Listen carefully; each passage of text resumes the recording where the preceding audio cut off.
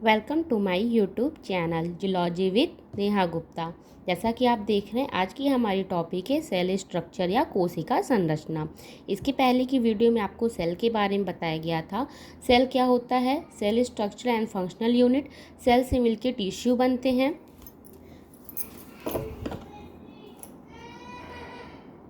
Cell से हमारे क्या बनते हैं, टिश्यू। और टिश्यू से क्या बनते हैं, ऑर्गन। और इंटरनल और एक्सटर्नल ऑर्गन से मिलके क्या बनती है, हमारी बॉडी। ऑर्गन सिस्टम से हमारी बॉडी बनती है। ये सारी चीज़ें उसमें बताई गई थी।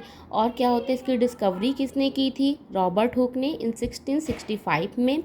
और इस किस ब्रांच में इसे हम अध्ययन करते, किस ब्रांच में उसे हम बोलते हैं साइटोलॉजी। सेल का जो पूरा अध्ययन हम करते हैं उस ब्रांच को हम बोलते हैं साइटोलॉजी।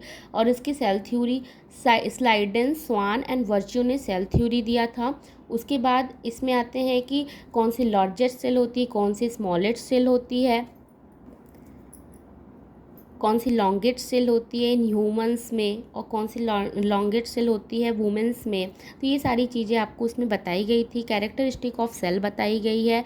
यूनिसेलुलर क्या होते हैं, मल्टी सेलुलर क्या है। अगर आप ये नहीं देखे हैं तो पिछली वीडियो में जाके ये देखें। अब हम आगे स्टार्ट करते हैं सेल स्ट्रक्चर। 1940 में सूक्ष्मदर्शी की सहायता से, इलेक्ट्रॉन सूक्ष्मदर्शी की सहायता से सेल स्ट्रक्चर के बारे में पता लगाया। तो इसमें ये बताया गया कि जो प्लाज्मा झिल्ली होती है, प्लाज्मा झिल्ली के बाहर एक सेल वॉल होते हैं। इसके अंदर बहुत सारी चीज़ें होती हैं जो कि क्या होती हैं, एक जैसे आप कोई थैले लेते हैं, उस थैले के अंदर बहुत सारे ऑर्गन होते हैं। जैसे हमारी बॉडी है तो एक्सटर्नल ऑर्गन, इंटरनल ऑर्गन, ढेर सारी चीज़ें होती हैं। वैसे जो सेल है इसकी जो स्ट्रक्चर होती है बहुत सिंपलेस्ट भी होती है और बहुत कॉम्प्लेक्स भी होती है। अगर सेल के बारे में हम बात करें तो ये स्ट्रक्चर और फंक्शनल यूनिट सबसे इंपॉर्टेंट होती है। तो अगर सेल देखिए, एनिमल्स में अलग सेल होते हैं, एनिमल सेल और प्लांट सेल। तो लेकिन जो कुछ कॉमन होते हैं हर सेल में होते हैं, उसके बारे में हम बताते हैं। सेल स्ट्रक्चर जो है सबसे पहले इसमें आता है हमारा फर्स्टली सेल वॉल। इसमें सबसे पहले हमारा आता है सेल वॉल। इसे हम कोशिका भित्ति भी कहते हैं।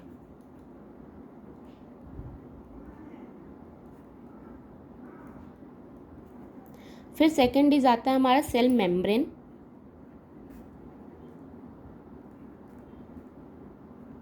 सेल मेम्ब्रेन को बोलते हैं कोशिका झिल्ली।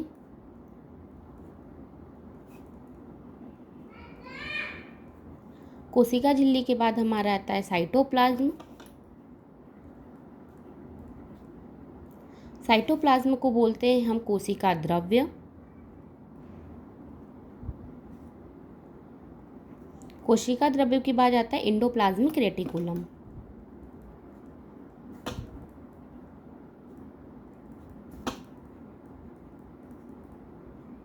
एंडोप्लाज्मिक रेटिकुलम, एंडोप्लाज्मिक रेटिकुलम को बोलते हैं हम अंतःप्रद्रवी जालिका। अंतःप्रद्रवी जालिका, अंतःप्रद्रवी जालिका 2 टाइप्स होते हैं।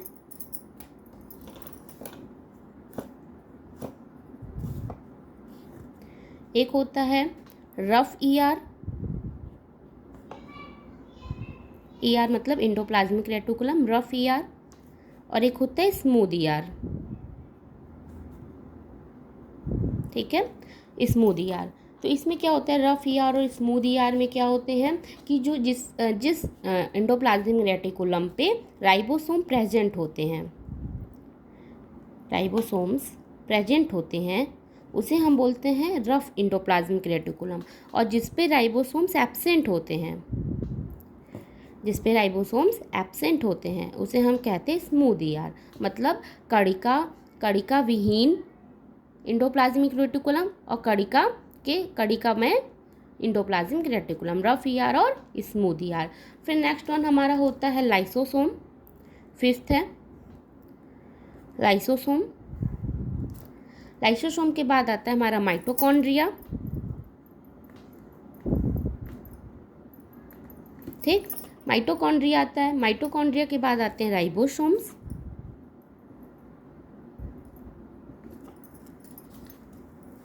Fifth, six and seventh.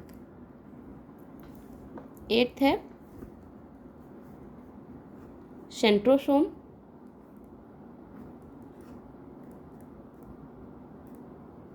फिर आते हैं हमारे गोल्जी एपरेटस।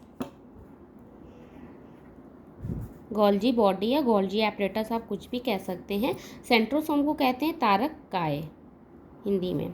गोल्जी बॉडी को बोलते हैं गोल्जी काय। फिर आते हैं हमारे वैक्यूल्स। वैक्यूल्स को हम बोलते हैं राजधानियाँ। फिर आते हैं हमारे न्यूक्लियस।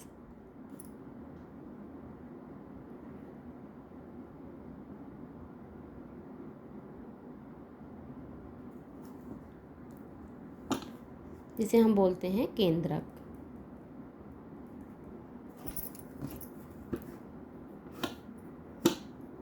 ठीक है, इतने सारे आपने देखा। सबसे पहले सेल वॉल, सेल वॉल के बाद cell membrane, cytoplasm, endoplasmic reticulum, lysosome, mitochondria, centrosome, Golgi body, vacuoles और न्यूक्लियस।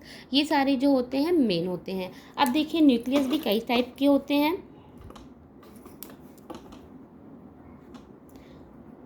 न्यूक्लियस जिसे हम बोलते हैं केंद्रक, इसके भी कई सारे भाग होते हैं। सबसे पहले होता है हमारा न्यूक्लियर मेम्ब्रेन, जिसे हम बोलते हैं केंद्रक झिल्ली।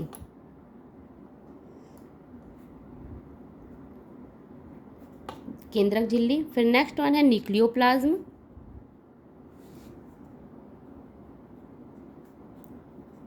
न्यूक्लियोप्लाज्म को बोलते हैं केंद्रक द्रव्य। केंद्रक द्रव्य के बाद आता है न्यूक्लियोलस।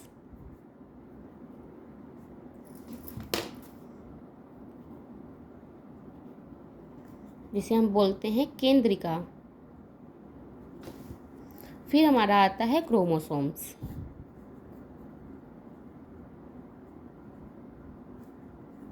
तो इतना सारे होते हैं। एक आपने देखा इंडोप्लाज्मिक रेटिकुलम में, इंडोप्लाज्मिक रेटिकुलम में होता है स्मूथ ईआर और रफ ईआर। उसके बाद न्यूक्लियस है, न्यूक्लियस में भी कई सारे होते हैं इसके parts, nuclear membrane, nucleoplasm, nucleolus और क्रोमोसोम्स। क्रोमोसोम्स सबसे इंपॉर्टेंट होते हैं क्योंकि इस पे ही जेनेटिक्स जो कोड होते हैं वो होते हैं क्रोमोसोम्स पे। तो केंद्रक एक ऐसा पार्ट है जिसके अंदर आपको इसकी पूरी जेनेटिक्स मटेरियल सारे कुछ मिल जाएंगे। जो न्यूक्लियस को घेरे रखता है उसे बोलते हैं केंद्रक झिल्ली। उसके अंदर जो न्यूक्लियस के अंदर द्रव्य होते हैं उसे बोलते हैं केंद्रक द्रव्य। फिर उसके बाद न्यूक्लियोलस और क्रोमोसोम्स। इतना जानने के बाद अब सबको क्या वन लाइनर के जो क्वेश्चन होते हैं उसे हम पढ़ते हैं। आइए स्टार्ट करते हैं। ये वन लाइनर क्वेश्चन किसी भी कंपटीशन एग्जाम में आते हैं और ये वन लाइनर एक जब आप एमसीक्यू करते हैं तो उसमें भी ये बहुत इंपॉर्टेंट होते हैं जो कि सेल से ही रिलेटेड हैं। तो अब हम आपको सबसे पहले इसमें बताते हैं। पहला होता है हमारा power house of the cell.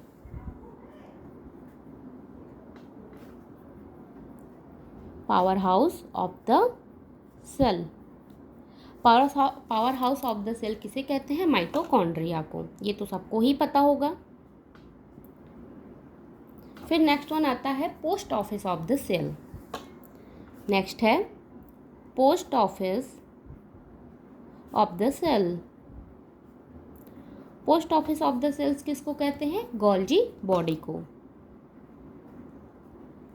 Post office of the cell. फिर है engine of the cell. Third one है engine of the cell.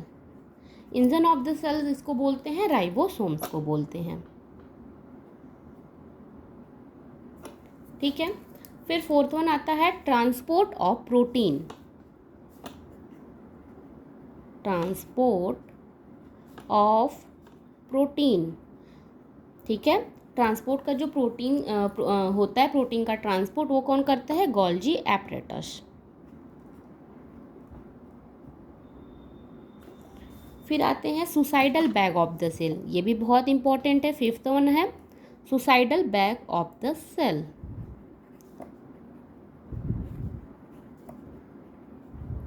Suicidal bag of the cell, ये हम बोलते हैं लाइसोसोम को।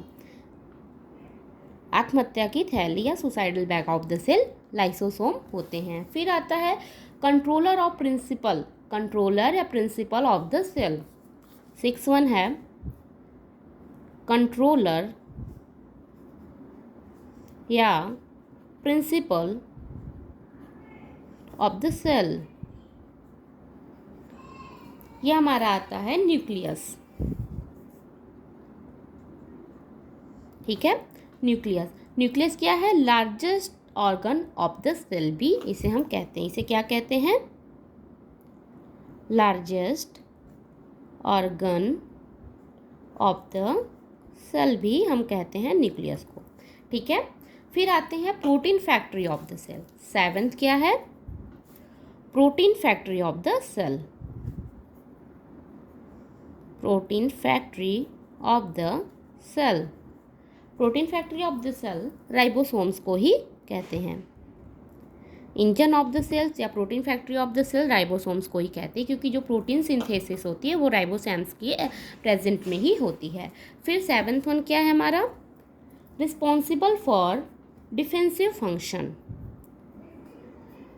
Responsible for defensive function. Defensive function जैसा कि हमारे क्या होते हैं, वाइट ब्लड सेल होते हैं, डिफेंस में करते हैं। अगर कोई बाहरी चीज़ आ गया या कोई भी बाहरी मॉलिक्यूल्स हमारे अंदर एंटर करते हैं तो वाइट ब्लड सेल्स उन्हें क्या करते हैं, एक फैगोसाइटोसिस की तरह काम करते हैं। उसी तरह रिस्पॉन्सिबल फॉर डिफेंसिव फंक्शन ये हमारे होते हैं लाइसोसोम। फिर नाइन्थ है हमारा organelles responsible for sale division. Organelles responsible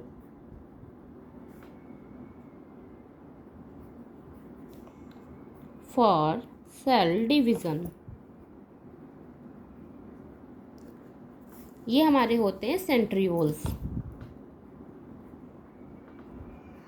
जिसे हम बोलते हैं तारक काय। आपको पहले ही बताया गया है कि सेल स्ट्रक्चर में ये सारे भी होते हैं। तो सेंट्रियोल्स क्या होता है? Organelles responsible for sale division, मतलब कोशिका विभाजन के समय तारक काय या सेंट्रियोल्स क्या करते हैं? वर्क करते हैं। अब देखिए, centrioles are responsible for the movement of chromosome during cell division. Centrioles ही रिस्पॉन्सिबल होते हैं किसके लिए? मूवमेंट ऑफ क्रोमोसोम्स के लिए।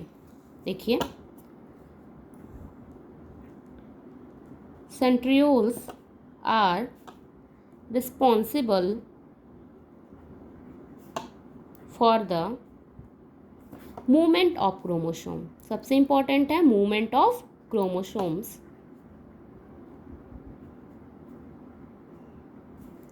During cell division. ये जो सेंट्रियोल्स होते हैं, जब इसमें सेल डिवीज़न होता है, जब किसी भी सेल में सेल डिवीज़न होता है, तो ये जो सेंट्रियोल्स होते हैं वो मूवमेंट ऑफ क्रोमोसोम्स के मूवमेंट्स के लिए ही रिस्पॉन्सिबल होते हैं। अब देखिए, 2 टाइप्स के होते हैं सेल डिवीज़न, आपको पता ही होगा। सेल डिवीज़न 2 टाइप्स के होते हैं। एक होता है हमारा माइटोसिस और एक होता है हमारा मियोसिस। ठीक है, माइटोसिस को हम बोलते हैं समसूत्री विभाजन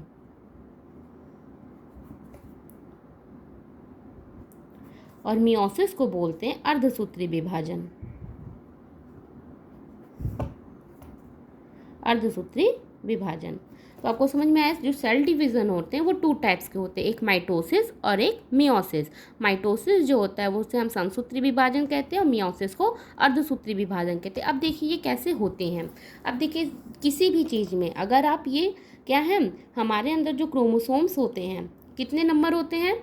अगर आप देखें तो फीमेल अगर मेल के साथ फर्टिलाइजेशन करे तो फीमेल के अंदर भी क्या है, फीमेल का साइन होता है ये और मेल का साइन ये है। फीमेल के अंदर भी 23 क्रोमोसोम्स है और मेल के अंदर भी 23 क्रोमोसोम्स है। दोनों क्या हैं? अभी तो हैप्लॉइड हैं। ठीक है, जब इसके अंदर फर्टिलाइजेशन होता है, क्या होता है? फर्टिलाइजेशन होगा तो ये क्या बना लेते हैं? 2n। 2n मतलब ये क्या हो जाता है? डिप्लॉयड। इसको हम बोलते हैं जाइगोट। इसे हम क्या कहते हैं? जाइगोट। जाइगोट ही क्या होता है? पेरेंट सेल भी हम इसे कह सकते हैं। ठीक है। तो जब मेल और फीमेल दोनों क्या होते हैं, हैप्लॉइड हैं, एन संख्या में हैं, इसके पास भी 23 क्रोमोसोम्स है, इसके पास भी 23 क्रोमोसोम्स है। अब ये दोनों फर्टिलाइजेशन करेंगे तो फर्टिलाइजेशन के बाद इसमें 2n जो होता है मतलब डिप्लॉयड बन जाएगा। इसे हम बोलते हैं जाइगोट या पेरेंट सेल भी हम कह सकते हैं। अब देखिए इसमें डिवीज़न कैसे होता है। आपने देखा मेल और फीमेल दोनों क्या होते हैं, एन नंबर रहेंगे और फर्टिलाइजेशन करेंगे तो 2n या डिप्लॉयड बनाएंगे। अब देखिए सेल डिवीजन यहीं से स्टार्ट होता है, इसे हम जाइगोट बोलते हैं या पेरेंट सेल बोलते हैं, जैसा कि आपने देखा पहले। अब देखिए इसमें जब सेल डिवीज़न होगा,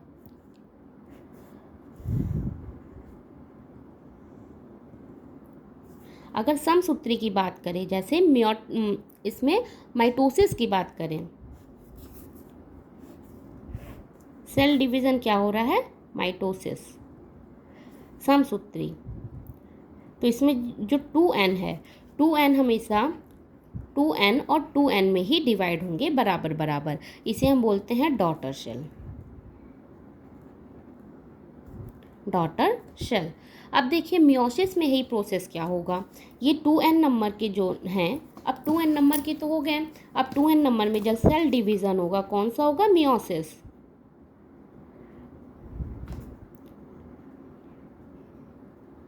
मियोसिस जिसको हम बोलते हैं अर्धसूत्री विभाजन, जैसा कि नाम से ही आपको स्पष्ट होता है कि अर्धसूत्री। देखिए इसमें कैसे होता है, ये 2n जो होंगे डिवाइड हो जाएंगे n और n में, हैप्लॉइड में, ठीक है। और n और n, यही n और n जब आगे जाके भी n और n में ही डिवाइड होते हैं, मतलब इसमें क्या हो रहा है, बराबर बराबर। देखिए मियोसिस में दो प्रोसेस होते हैं, मियोसिस फर्स्ट और मियोसिस सेकेंड। देखिए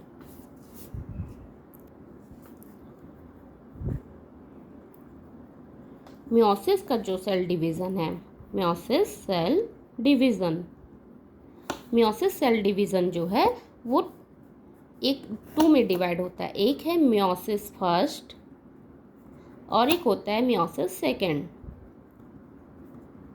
देखिए मियोसिस फर्स्ट क्या होता है, अर्धसूत्री विभाजन, जैसा कि आपने देखा कि ये जो 2n के नंबर हैं, जब ये फर्स्ट वाले में मियोसिस फर्स्ट में जब ये डिवाइड करते हैं तो 2n n और n नंबर मतलब आधे आधे में टूट रहे हैं, लेकिन जब यही मियोसिस सेकंड में आएंगे यही n नंबर वाले क्या होते हैं, n और n में ही 2 डॉटर सेल में डिवाइड हो रहे हैं, मतलब इसके अंदर जो जा रहा है वो हैप्लॉइड है बराबर बराबर। तो मतलब जो मियोसिस फर्स्ट है वो तो आधे अर्धसूत्री हो रहे हैं, लेकिन मियोसिस सेकंड जस्ट माइटोसिस की तरह ही वर्क करता है। तो इसमें आपको यही बताया गया कि माइटोसिस और मियोसिस में क्या हो रहे हैं, सेंट्रियोल्स जो होते हैं, तारककाय जो होते हैं, वो मूवमेंट ऑफ क्रोमोसोम्स के लिए रिस्पॉन्सिबल होते हैं। और इसमें आपको बताया कि सेल डिवीजन 2 टाइप्स के होते हैं, एक माइटोसिस होता है, एक मियोसिस होता है। इसमें आपको माइटोसिस और मियोसिस के बारे में बताया गया। मियोसिस 2 होते हैं, मियोसिस फर्स्ट और मियोसिस सेकेंड। मियोसिस फर्स्ट जो होते हैं इसमें अर्धसूत्री विभाजन तो होता है, लेकिन मियोसिस सेकेंड में जो होता है ये वर्क करते हैं माइटोसिस की तरह, मतलब कि अर्धसूत्री की तरह वर्क नहीं करते, समसूत्री की तरह, क्योंकि आप यहाँ देख रही हैं हैप्लॉइड है, लेकिन जब 2 डॉटर सेल में डिवाइड हो रहे हैं तो n नंबर ही मतलब बराबर बराबर ये इसमें जा रहे हैं, समसूत्री विभाजन। जबकि जो मियोसिस फर्स्ट में होता है वो अर्धसूत्री विभाजन की तरह वर्क करता है। 2n नंबर अब ये आधे आधे हो गए। अब जब n आधे आधे होंगे तो n को तो हम आधा आधा लिख नहीं सकते ना, ऐसे तो लिख नहीं सकते हाफ n या हाफ n, ऐसा कोई डिवाइडन नहीं होता है। तो जो भी होगा हमारा मियोसिस सेकेंड जो होता है एक माइटोसिस की ही तरह वर्क करता है। आपको समझ में आया कि हमारे अंदर जो नंबर ऑफ क्रोमोसोम 23 होती हैं, जब पेयरिंग कर लेते हैं 46 हो जाते हैं, उसके बाद ये जाइगोट का फॉर्मेशन करते हैं। जाइगोट को ही हम पेरेंट सेल भी कहते हैं, जाइगोट को ही हम क्या कहते हैं, पेरेंट सेल कहते हैं। यहाँ से सेल डिवीज़न बताया गया है माइटोसिस और मियोसिस। सेल डिवीज़न माइटोसिस को समसूत्री कहते हैं और मियोसिस को अर्धसूत्री कहते हैं। समसूत्री इसलिए कहते हैं कि जो 2n नंबर होते हैं वो 2n और 2n दो बराबर डॉटर सेल में डिवाइड होते हैं, लेकिन जो मियोसिस होता है वो पहले एक मियोसिस फर्स्ट की प्रोसेस होती है जिसमें ये अर्धसूत्री हो रहे हैं, और जब मियोसिस सेकेंड की प्रोसेस होती है मियोसिस सेकंड की जब प्रोसेस होती है तो उसमें ये क्या करते हैं, एक माइटोसिस की तरह ही वर्क करते हैं। तो आई होप कि आपको ये वीडियो अच्छा लगा हो। इसमें जो भी चीज़ें आपको बताई गई हैं, वन लाइनर हो चाहे कोई भी चीज़ हो, आपको अच्छे से समझ में आया हो। जैसे power house of the cell mitochondria, suicidal bag of the cell lysosome, engine of the cell responsible of defensive function, कुछ कुछ वन लाइनर जो क्वेश्चन है वो सारे कंपटीशन एग्जाम में आते हैं, वो आप पढ़ें। और आपको अगर और किसी टॉपिक पे वीडियो बनाना है तो हमें कमेंट करें। अगर ये वीडियो अच्छी लगी है तो लाइक एंड सब्सक्राइब करें। Thank you for watching my channel.